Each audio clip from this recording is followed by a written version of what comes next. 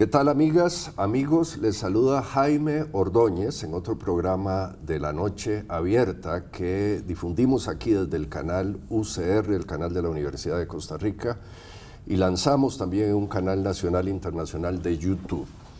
Tengo hoy el enorme gusto de continuar un programa que ya tuvimos una primera parte la semana pasada con el doctor Leonardo Garnier y el doctor Antonio Barrios. Con ellos discutimos la semana pasada qué sucedía en América Latina, qué sucedía en Chile, cuáles eran el gran protagonista de todos estos fenómenos en distintos lugares de América Latina, que son los jóvenes. Pero discutíamos justamente, hablábamos con ellos la semana anterior de que era muy interesante discutir qué está sucediendo en el mundo, porque también tenemos un planeta que está estallando en distintas direcciones. El Brexit parte en alguna medida la Unión Europea, o parte de la Unión Europea, el discurso de la Unión Europea, económicamente no tanto, porque bueno, el peso de los... y fue un fenómeno curioso porque fue la abstención de los jóvenes en su oportunidad la que llevó a que ganara el sí en el Brexit. Están sucediendo revueltas en Hong Kong en estos momentos. El caso de Hong Kong es complicado, pero hay otra gran cantidad de problemas en el planeta, los viejos conflictos chinos, pakistaníes, una juventud en todos estos países que empieza a vivir sus sociedades y la política de una forma distinta. ¿Qué relación esto tiene con América Latina? ¿Qué está sucediendo en el planeta, Leonardo? ¿Cómo ves el escenario en este momento? Mira, la semana pasada hablábamos de lo que la desigualdad está implicando en estos descontentos. Y es un tema importante porque cuando uno revisa, digamos, ha habido muchos estudios sobre desigualdad en los últimos 10 o 15 años, que puede ser un poco raro porque habían desaparecido los estudios sobre desigualdad. Un poco viendo, digamos, el de Piketty, uno tiene que hubo un pico de desigualdad a fines del siglo XIX, principios del siglo XX. Después se reduce la desigualdad como hasta llegar a los años 70, principios de los 80, marcado, creo yo, por la era de Reagan, Thatcher, y todo el auge de lo que se llamó el neoliberalismo. Y a partir de los 80, dentro de casi todos los países hay un aumento de la desigualdad. Te ha pasado en Estados Unidos, te ha pasado en casi todos los países europeos, nos está pasando en algunos países latinoamericanos, curiosamente de los más exitosos. En otros países el problema es la pobreza, pero en un país como Costa Rica el tema es la desigualdad. Pero a mí lo que me parece paradójico es que este aumento de la desigualdad, que en el fondo es una diferencia entre el 80% de la población y el 10 o el 1% más rico, ha generado o ha servido para que algunos aprovechen eso, para ese enojo de la gente por la desigualdad, dirigirlo hacia los migrantes, hacia los negros, hacia los latinos, que no es realmente lo que está generando la desigualdad, pero se convierte en el chivo expiatorio. Y si usamos el caso de Estados Unidos, no que solo es muy eso, Leonardo, paradigmático. Sí, casi que te diría que probablemente los beneficiarios de la desigualdad son los que quizá en alguna medida introducen esos discursos muy probablemente, porque es muy cómodo para hacer una protección. Generar un hombre de paja, como se decía antes. Entonces, sí llama mucho la atención que este tipo de protestas vienen porque sectores, digámoslo así, de clase media baja, o en Estados Unidos sectores blancos, pobres, sienten que el sueño americano desapareció. Igual en otra serie de países. Veamos, Antonio, esto que estamos empezando a discutir con Leonardo. Hay un informe de Oxfam de Londres que viene hace unos 10 años haciendo un estudio sistemático sobre desigualdad en el planeta, que nos dice algo aterrador. El informe es de fin del año pasado. En estos momentos hay un 1% de la población mundial que tiene tanto dinero como el restante 99%. Significa que esto se disparó. Lo que Robert Reich, aquel exministro de Trabajo de Clinton en su oportunidad decía hace ya cerca de 15, 20 años, el planeta se nos está... Lo que Piketty en sus estudios apuntó, bueno, ya está ahí. ¿Es esto la causa del descontento que uno ve en una gran cantidad de países del mundo? ¿La desigualdad es es el generador de todo esto? Bueno, es una de las tantas variables que hay, porque de nuevo, si por ejemplo tomamos el caso de todas las protestas en Irak, que tienen ya como 2 meses de estar presentes, es un tema de corrupción. Es un tema en donde la gente en Irak está cansado ya de la guerra que nada que termina, y toda aquella promesa que Estados Unidos había hecho de una guerra rápida contra Saddam Hussein y que todo parecía ser, de nuevo, un lecho de rosas, todo un jardín, no lo ha sido. Ya Irak va para 18 años de conflicto. Entonces, Irak es uno de los países más desiguales, es un tema de pobreza, es un tema de corrupción. Irak es el segundo o tercer país más corrupto en el planeta, utilizando el tema del petróleo, que está en manos del crimen organizado, que está en manos de grupos afines a diferentes grupos religiosos dentro del país, en donde se debaten quién tiene el poder en Bagdad. Es decir, uno podría enumerar distintas causales dependiendo del país. Veamos, de por qué lleva esta protesta. Estamos estableciendo entonces 2 causas de la violencia al menos. Uno, la desigualdad, que parece ser una constante en distintos lugares del mundo, la corrupción, y ciertamente lo mencionabas, Antonio, hace una semana, que es una de las molestias de la sociedad en América Latina, claro, sentir que sus gobernantes son corruptos. El conflicto religioso, pienso en el conflicto suní-chiita en varias regiones, que sigue siendo en el Medio Oriente raíz de conflictos. Sí, sin duda. El problema religioso es otro disparador de conflictos. Sí, ¿no? Y la llegada del ISIS repentina terminó de socavar un poco los logros de estabilidad que en el Medio Oriente se habían logrado, pese a la situación en Irak, que es uno de los conflictos más recientes, y la llegada de la guerra en Siria. Entonces, la llegada del ISIS llegó a disparar la guerra más como nunca se había visto. ¿Le encontrás alguna solución al problema sirio, Antonio?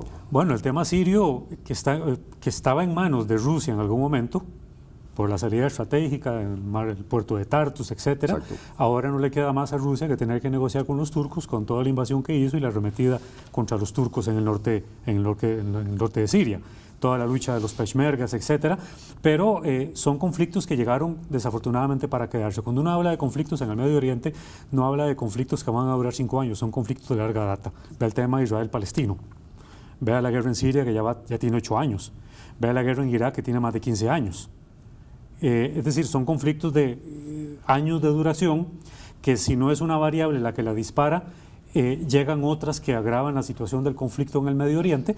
Entonces, bueno, yo podría comentarle casos que vi estando allá. Ahora quiero en un momento quiero que hablemos un poquito del caso palestino y el caso israelí-palestino, que es es una pequeña gota de sangre permanente claro, que nos cae en la cara a todos en el planeta. Leonardo, China es el nuevo gigante, cambió de repente el escenario mundial. ¿Cómo ves a China? ¿Es cierto esto es que se dice que ya el siglo XXI será el siglo de Oriente? En fin, que el eje geopolítico sí, pasó a esa zona del mundo. Parecería ser. La verdad es cuando Huntington publicó El choque de las civilizaciones, sí, muy curioso, porque además siempre Huntington es uno de esos autores muy cercano a la inteligencia militar y política del Departamento de Estado. Y Huntington lo que decía es que el conflicto inmediato que había era con los países árabes, pero ya él decía, el conflicto grande que se viene es con la civilización china. Él ahí juntaba todo Oriente. Ya casi 30 años de eso. Hace casi 30 años. Sí. Y ciertamente China, bueno, siempre ha sido una potencia, pero en los últimos 30 años no era la potencia aislada, sino que tiene un enorme éxito económico. Aquí casi que lo que tenemos es un capitalismo de Estado, por decir, porque alguna gente sigue diciendo la China comunista y uno dice, bueno, o sea, decirle comunista a China en este momento es casi ridículo, pero ciertamente es un gobierno autoritario, muy poco democrático, plagado ahora de empresas privadas, el mayor crecimiento de millonarios en China ha sido impresionante, y algo que no hay que olvidar, y esto otra vez nos replantea lo que hablábamos la semana pasada sobre América Latina, es que China ha logrado reducir la pobreza como nunca en ningún país en la historia se había dado. O sea, tanto que afecta a las estadísticas mundiales. Nunca se había reducido tanto la pobreza en el mundo como lo que ha pasado en China. Y al mismo tiempo tenés un aumento enorme de la desigualdad en China. Entonces, ese es un nuevo actor parece en el ser mundo. Un patrón en distintos lugares del mundo, Leonardo. Es el patrón que reducción hemos visto. De la pobreza, pero sin embargo aumento salvaje de la desigualdad. Sí. China está creando clase media y sobre todo muchos consumidores. Me decía hace ya varios años, casi una década, un arquitecto que en el momento en que China construye la famosa represa de las Tres Gargantas, que es la más grande del mundo, de repente subió el precio del acero y el precio del metal a nivel mundial, Sí, claro. porque la demanda fue tan grande solo de mucho China. del auge de América Latina de los últimos 15 años que permitió reducir la pobreza y la desigualdad fue gracias a esa demanda de materias primas de China. Con un tema adicional, Antonio, y es que ahora que lo decía Leonardo, sí, ese gran gigante en ascenso, y China no anda por ahí con pistolas ni con armamento haciendo guerras, sino está ganando guerras comerciales en una gran cantidad de países del mundo, en África, por ejemplo. Y me lo decía en algún momento alguien africano que en buena lid y en mala lid, porque Sí, claro. es un generador de corrupción importante en el interior de muchos países. Bueno, la nueva ruta de la seda es uno de los proyectos geopolíticos más gigantes que ha podido conocer la humanidad, liderada obviamente por China, y esta conquista gradual por la vía comercial, no por la vía de las armas, como las potencias históricamente lo han hecho, Gran Bretaña, potencia naval, conquistando territorios en África, o Estados Unidos, invadiendo países, poniendo el orden que ellos quieren. Bueno, China lo que está haciendo es, con la nueva ruta de la seda, pues es conquistar a los países por la vía comercial.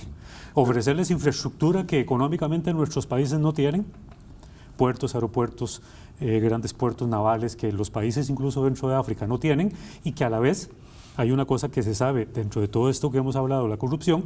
A China le conviene que en los países existan condiciones de corrupción para poder acelerar el proceso de la obtención de grandes proyectos de Volvamos infraestructura. después del receso a hablar de la ruta de la seda, porque asombrosamente estamos pasando, hay un gran arco que va de Marco Polo hasta este siglo XXI. Y quiero que hablemos con nuestros televidentes de qué es la ruta de la seda, qué será ese gran eje del Pacífico. ¿Costa Rica tiene que entrar o no a la cuenca del Pacífico? Es una pregunta que quiero hacerles a ustedes dos, señores. Volvemos con nuestros invitados, con Leonardo Garnier y Antonio Barrios en un minuto en La Noche Abierta.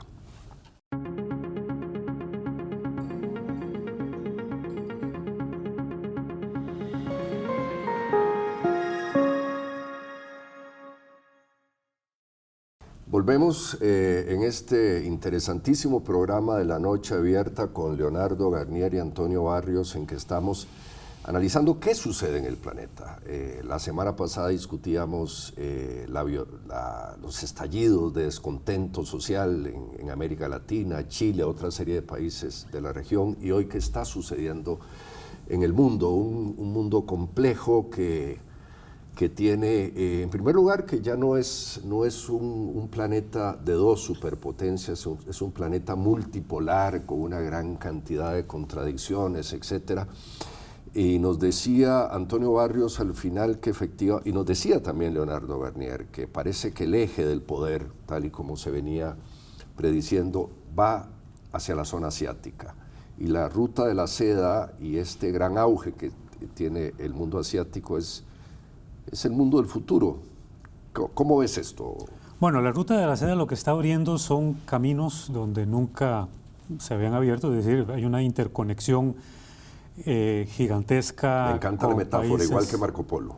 Una gigantesca interconexión de países con Asia Central a través de vías férreas de cientos de kilómetros que llegan incluso hasta Irán, hasta España, interconectando con la red ferroviaria muy avanzada que los europeos tienen. Entonces, todo eso son proyectos gigantes que en su mayoría están siendo financiados por China, pero hay una parte, un 30%, que dependiendo del Producto Interno Bruto de cada país en Asia Central, que es la conexión geográfica más inmediata con China, están poniendo una parte de esa gran infraestructura de interconexión.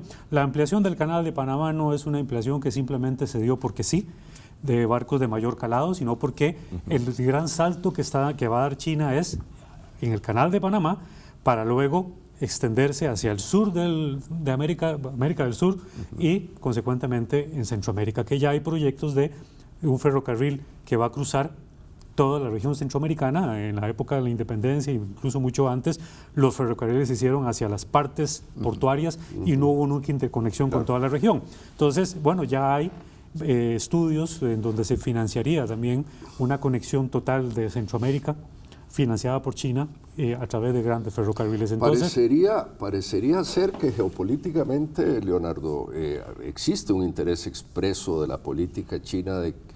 China ha sido el gran vendedor en las últimas 2-3 décadas y el gran comprador los Estados Unidos, pero se está convirtiendo en un comprador importante. Es pasar el eje de los negocios del norte de América y de Europa hacia la zona asiática. Sí, yo creo que sin duda el auge económico de China y lo que vos mencionabas antes, o sea, el enorme crecimiento de la clase media china se convierte en un imán de consumo hacia ese lado. Aquí lo que a mí me parece más interesante es que nos rompe o nos obliga a romper las caricaturas, ¿verdad? Porque estamos acostumbrados a ver qué es bueno y qué es malo, y en este caso yo creo que el auge chino tiene las dos caras de la moneda, ¿verdad? Es positivo en un montón de sentidos, se le va a permitir en general a América Latina demandas de materias primas, probablemente también de cierto tipo de productos terminados, pero al mismo tiempo, lo que decíamos antes, ¿verdad? China no es una democracia, pero no solo no es una democracia, no es una cultura liberal. Y América Latina, para bien y para mal, creció, digamos, a la luz de lo que había sido el liberalismo europeo. Una cultura liberal y, digamos, conceptos como Estado de Derecho, etcétera, que para nosotros son tan importantes. Derechos humanos, Estado de Derecho, igualdad de la mujer, o sea, hay un montón de temas de estos. Parecen no ser importantes en el imaginario chino, ni mucho menos. Ni mucho menos, digamos, algo de lo que decía Antonio antes, de cómo China se ha estado expandiendo, digamos así, por las buenas, ¿verdad? En un mundo de negocios. Digo, suave, al mismo tiempo China está modernizando su ejército a niveles nunca antes visto. Que en el fondo uno dice, ok, esto es por las buenas, pero cuando haya problemas también puede ser por las malas. Yo creo que lo vamos a ver en Hong Kong. Sí, parecería ser, estoy haciendo negocios, pero si no me dejan hacer negocios, ojo, que tengo mi... Yo visualizo, mi ejército atrás. Sí, rápidamente, yo visualizo a una China que ahorita todo el mundo ve muy cooperativa, muy de negocio, muy de hacer posible todo ese ambiente comercial, pero yo visualizo una China en los próximos 20 años, tal vez no será mucho tiempo, en donde no le quedará más que tener que intervenir militarmente en regiones, como ya bien lo dijo don Leonardo, tener que intervenir a la vieja usanza, como lo han hecho los estadounidenses históricamente o como lo hicieron las potencias europeas en un pasado más remoto. ¿En cuáles regiones los ves interviniendo? Yo creo que África, bueno, primero hay que colocar a África como el punto, creo que como desde el punto de vista geopolítico, la segunda conexión más importante después del dominio de Asia. Y yo creo que América Latina estamos en lo último, tercero o cuarto. Entonces, yo creo que África va a ser como lo más inmediato porque tiene más recursos que cualquier otra región en el mundo y ahí es donde apunta y en donde apuntó rápidamente los chinos sobre toda la riqueza que África tiene. ¿Pakistán? Y el caso pakistaní, pues ya es una cuestión de conexión de vías. En el caso de la India, hay vías que ya llegan hasta la India. La India igualmente es muy rica, de todo el dominio que necesita en lo que se denomina el collar de perlas. El dominio que China necesita por todos los puertos en Myanmar, en la India, en Pakistán, toda esa salida estratégica hacia el Océano Índico es lo que se denomina el collar de perlas y eso es lo que ya ha logrado dominar China muy bien en puertos estratégicos. Qué complicado el panorama que estamos dibujando aquí sobre la mesa, señores, porque recapitulemos brevemente. Es un siglo XXI que tiene el ascenso de China, que es una gran economía, pero es en el fondo una sociedad autoritaria, de una forma u otra, que lo hace por negocio, que hace sus grandes negocios, pero en fin, es la emergencia de un gran poder.